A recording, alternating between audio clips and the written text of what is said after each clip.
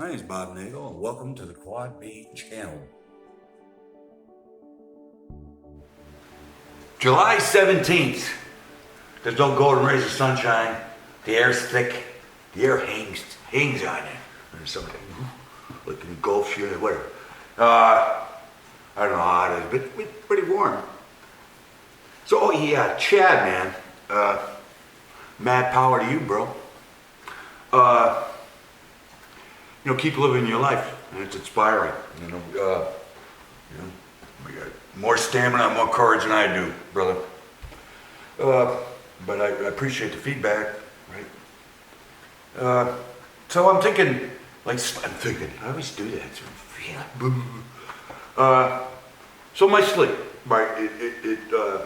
Sleep in general for everybody triggers embarrassment, through whatever. And so they had a test. Well, they love tests or study. And one study, I forget the source, but it wasn't out of the air, but whatever. So what they did is they had people go to sleep, and before they went to sleep, they would sing real slowly with just the background music, so like Silent Night, right? And they would they would sing it, but they couldn't hear how they were singing. And then when they woke up, people would hear it back, and it would trigger an embarrassment, severe embarrassment. Unless, I guess, if you're whomever, I can't think of a current singer, so I apologize. Maybe Adele or whomever, my generation. But the reason I bring this up, it's interesting because there's been embarrassment in my sleep recently. And it's the resolving issue, like I talked about, and when I talked about it the other day. So resolve, right, is not retribution. But like I said, I'm writing this letter to this man, John Brady. He's an assistant library director at Springfield College, and he has real interactions with students. I was looking at the Facebook of that Springfield College library, and he's sitting next to a student. What happens if that student had bipolar, the way he treated me? And the way he treated my wife was horrible. And my son, he's just a child. But the main issue, this is an indication what type of probity this man has. When he moved in, my wife told his wife's kind of diluted story, but she's a clinical social worker, that my mother, who we took care of in the last years of her life, most rewarding thing I ever did, was suffering from dementia. And there's a thing in dementia, it's called sundowner syndrome. And they get, dementia patients get very, very confused when the sun's going down. So my wife said to his wife, social worker, just know that, and, whatever, just try to be a neighbor or a human being, right? And he immediately went out and put a basketball hoop in the street. Started dribbling all hours of the night, day.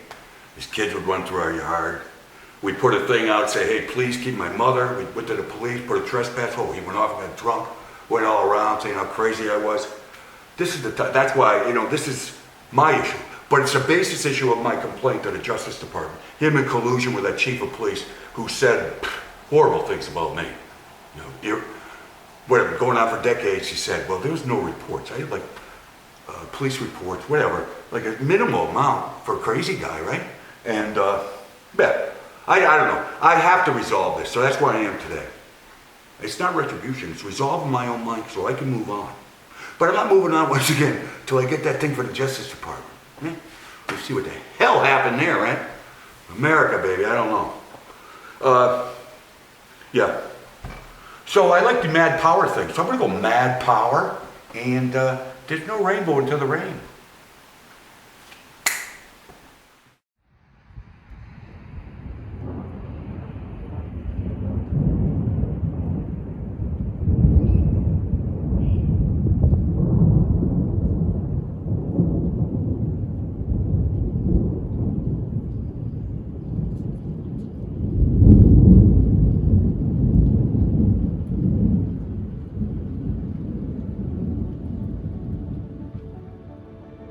Florida, baby.